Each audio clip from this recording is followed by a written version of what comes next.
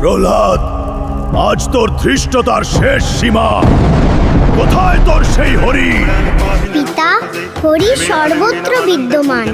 তিনি আপনার অন্তরেও আছেন, এই স্তম্ভেও আছেন।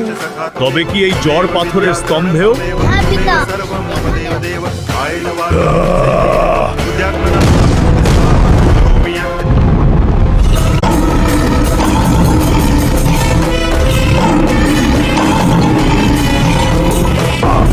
না মানুষ, না পশু, এ কোনো জীব।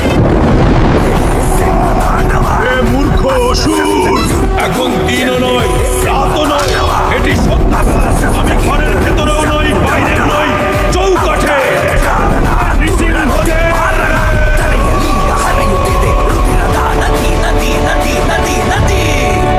হে প্রভু, শান্ত হন, আপনার ভক্ত শরণাগত।